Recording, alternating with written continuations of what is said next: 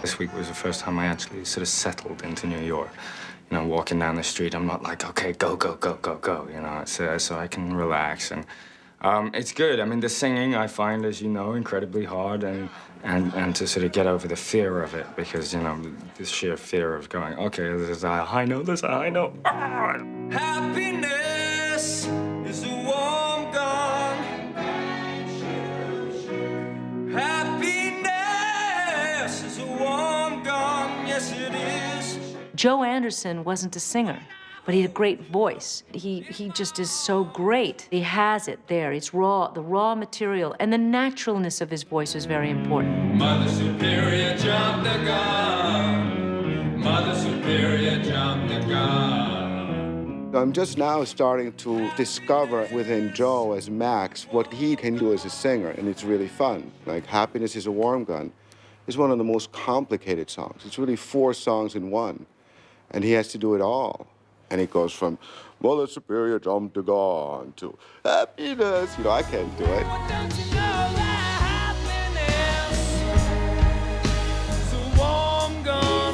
But he's got a tremendous instrument. You know, he's like the 6-year-old stallion who's just finally ready to go to the racetrack. Just make sure he's going in the same direction as the other horses.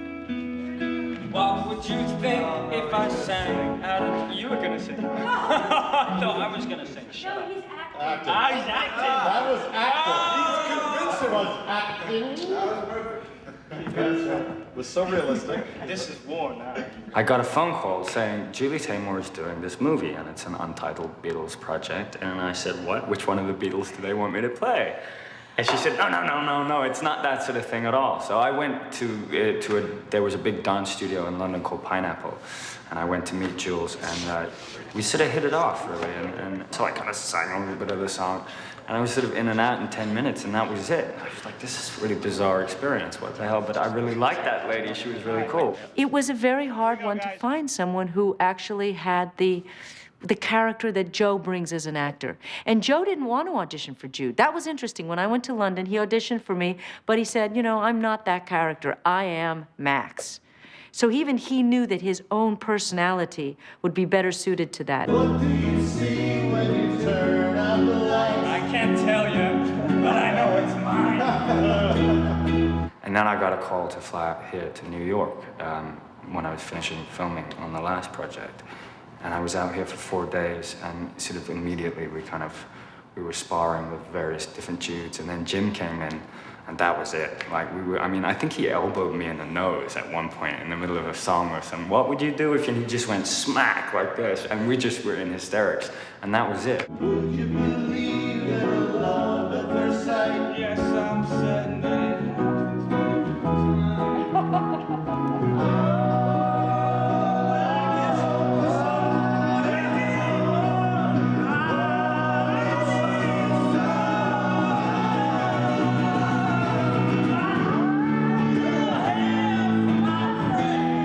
I actually enjoyed performing with little help because it's great fun to do. And somebody said to me, acting is behaving badly in public and getting away with it. You know, I'm being really cheeky, but I can get away with it, and that's, you know, it's great fun to do.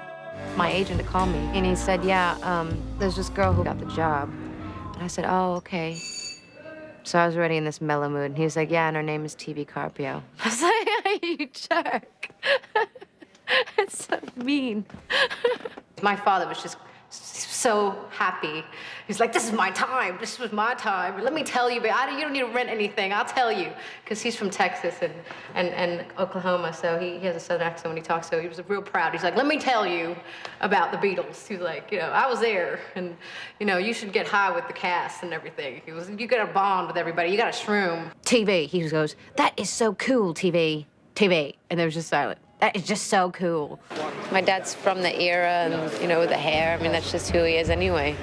I think he was alive at that time, at that age, he would have definitely been a merry prankster.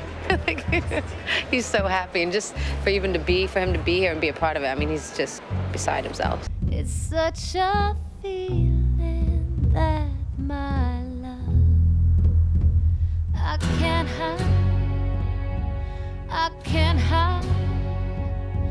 I can't hide.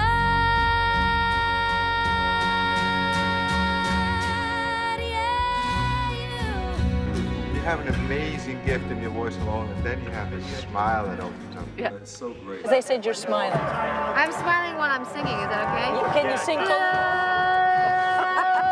TV Carpio plays Prudence. She was another discovery. I mean, she's just brilliant. She's a dancer.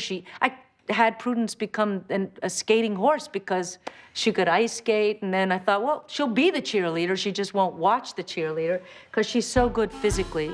So as you get to know the actors, you kind of want to create more and more for them.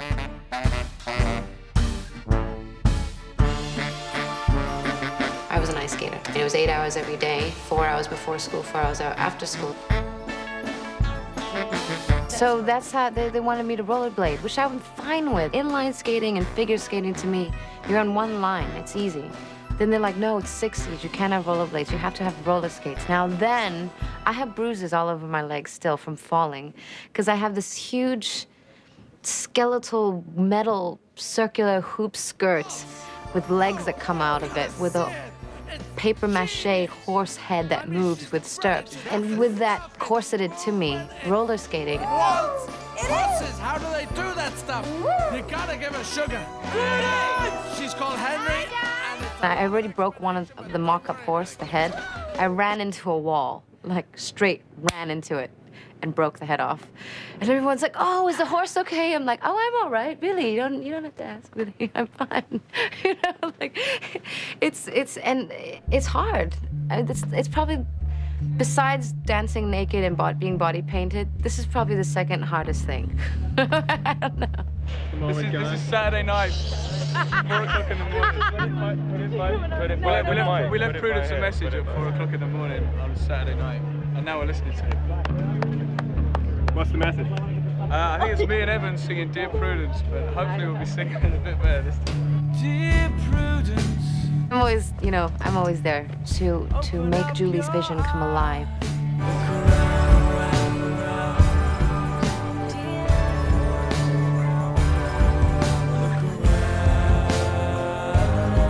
We were so honored to be a part of that. Couldn't even believe that this is our job. It's not a job. Sky is blue. We were just all willing to dive in, head first, to do whatever, Julie wanted from us so that we could make, like I said, that vision come alive, because it's just stunning.